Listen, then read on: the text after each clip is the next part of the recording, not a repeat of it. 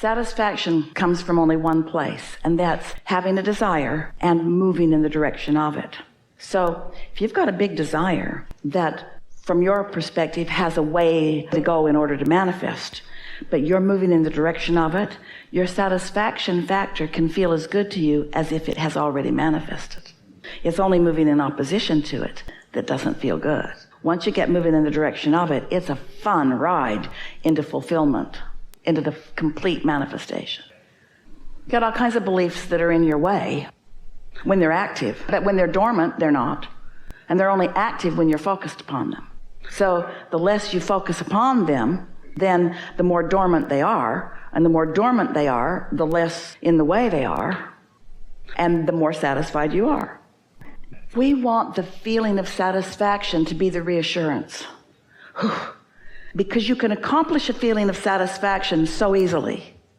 And so that reassurance can come so easily. And when you get there, then that momentum, that increased creativity happens immediately. So just let your basket be, I want to feel satisfaction, and don't demand or ask of it to be more than that. It's enough. It's enough to just feel satisfied, because from satisfaction it will grow so fast for you.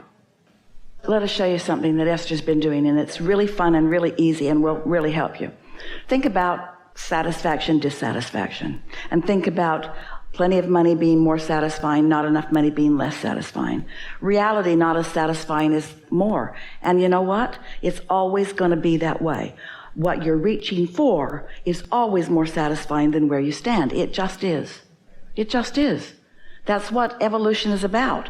More always feels better than not more. It always feels better. And why? Because your inner being's all over it, and the cooperative components are being gathered, and when you don't go, there's resistance.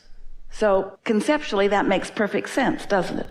Esther took a piece of paper. Now she's computerized it because it's faster, but the idea of it is, on one side of the page is thoughts that are satisfying, and on the other side of the page are thoughts that are not satisfying.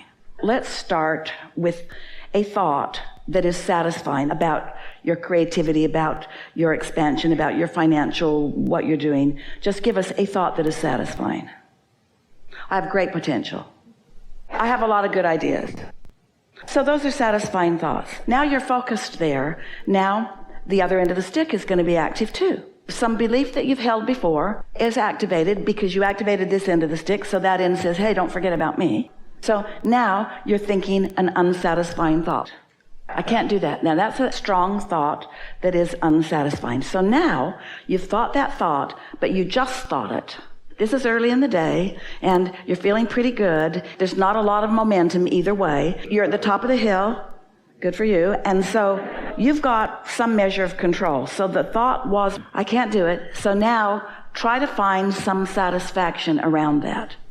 Oh, I've thought that about other things. I've thought that before, and it turned out not to be true. I really can do things. A path will light up for me. I don't know exactly what to do, but it will come in time. I don't have to understand it all this red hot minute. My inner being's all over this. My vortex is full of approaches. All I have to do is line up with my vortex. Are you feeling any satisfaction yet? All right, so now if you're like Esther, you got satisfied, satisfied, satisfied, satisfied, satisfied, satisfied, not satisfied. Well, that's a pretty good ratio. Okay, so now satisfied, satisfied, satisfied. Now what unsatisfying thought may occur to you? Yeah, but I don't know what to do now. Or how am I going to make the money? You still have control here. It hasn't gone too far. Now, it might feel like it's already gone too far because these are beliefs that you've had for a long time. But it doesn't matter that you've had those beliefs for a long time. Hear this. Oh, hear this. You've had those beliefs for a long time, but right now, in this moment in time, your ledger is far more this way than this way. In this moment in time, you're much more satisfied than you are dissatisfied, even though you've had those thoughts for a long time. And that is the work. That's the work. You know why? Because it's enough. It's enough to be satisfied. And you know why it's enough? Because it's all you can do right now. And that's enough. Because when you find satisfaction and you stay there for just a little while, now the juices are flowing. Now the ideas are flowing. Your resistance is not part of the mix for a while. And an idea will occur to you that will bring you immediate results. Something will come in response to this ever so slight cleaning up of resistance until you'll come to just know it. Anytime anything happens, Esther's been trolling around in her life experience, just waiting for something to be dissatisfied. She just can't wait for something to rear its ugly head, because the moment it does, she's writing it down. She's writing it down, going, shh, and then she's saying, wait just a minute there. Not so fast, you. I got thoughts about you that go that way too. And then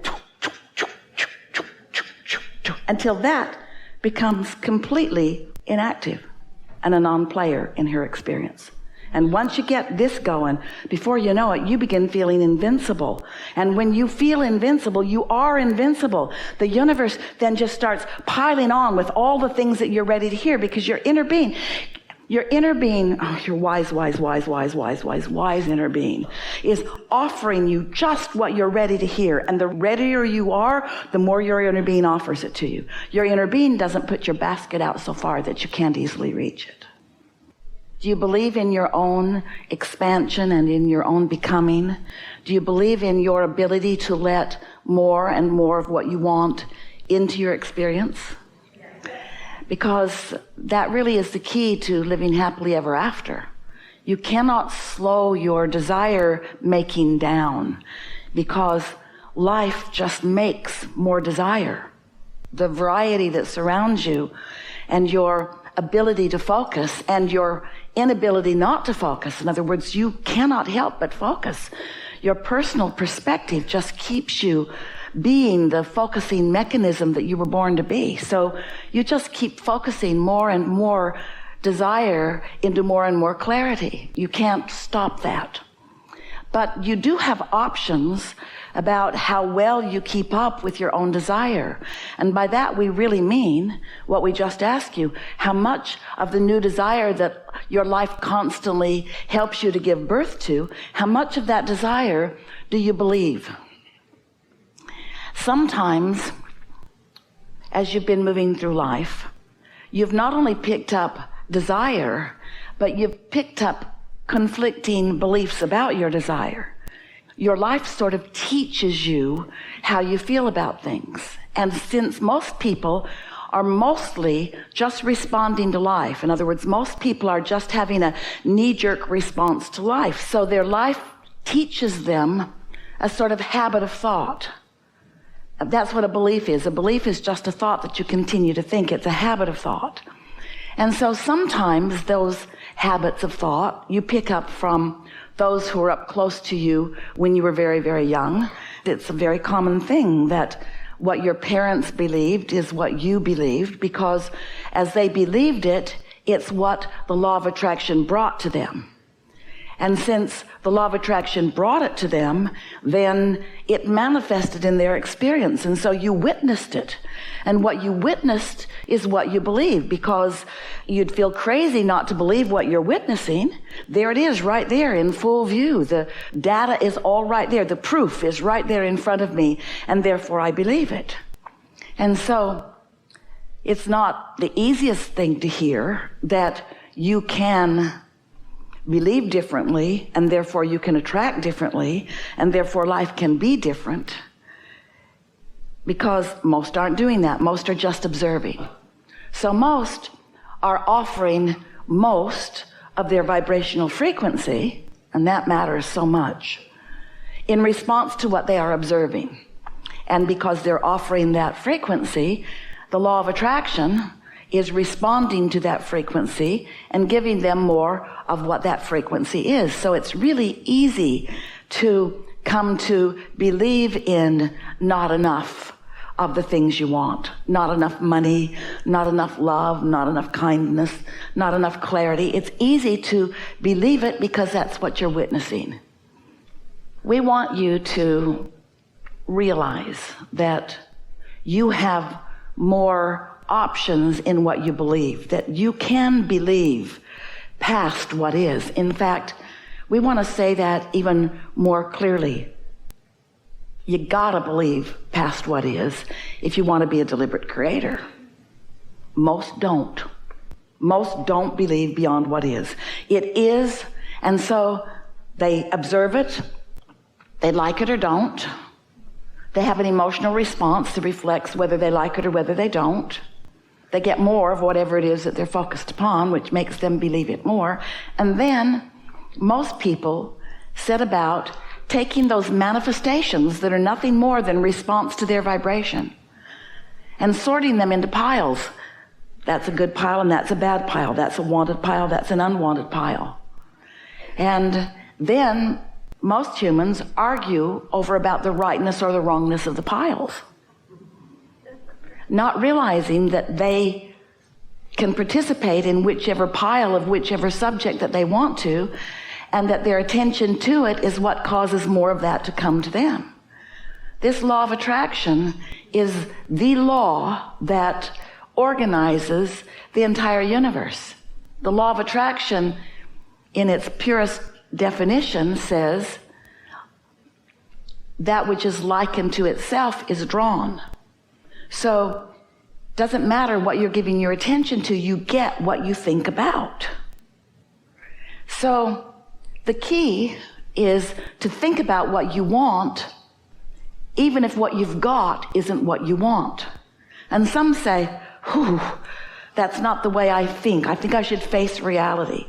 And we say, we don't want to upend your beliefs, and we're not trying to get you to believe things that you don't already believe. It isn't about there being this belief system that we want you to believe in.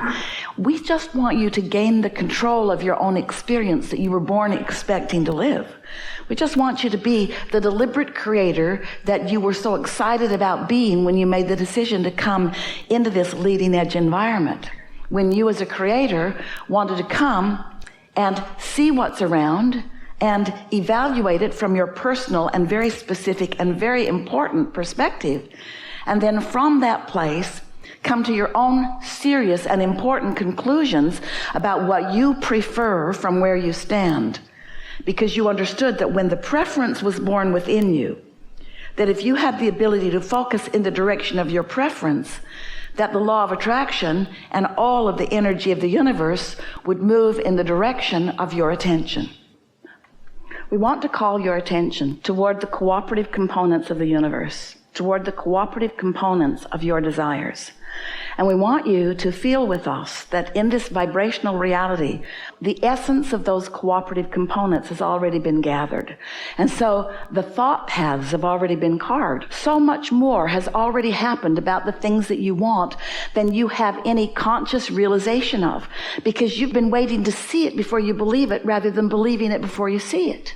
If you can believe in this vibrational reality, if you can believe in the power of your own thought, and if you can demonstrate for yourself some capability of holding your thought on some subjects in a place that you prefer and then watching the evidence of it, then you've got it. Then there will be nothing that is apart from what you desire. Everything that you desire will begin showing itself to you in incremental fashion until it bursts into your experience in full blown. You want the manifestation, and for the most part, you are dissatisfied with the thought process along the way. That's going to change now, because that thought process must be satisfying before it can burst onto the scene. You can't be reluctant, worried along the way. It's not evolving. You have to be satisfied, some form of satisfaction before those thoughts are going to turn to the tangible things that you want. In time, we'll begin holding workshops like this on de-manifestation, because you'll have too many cars in your garage and too many garages and too many things going on, in other words, and you'll come to realize that it wasn't the stuff that you wanted, it was the realization that you could have all the stuff. That's what you want. The realization that whatever you want can come to you. There is great love here for you. And for now, we are complete.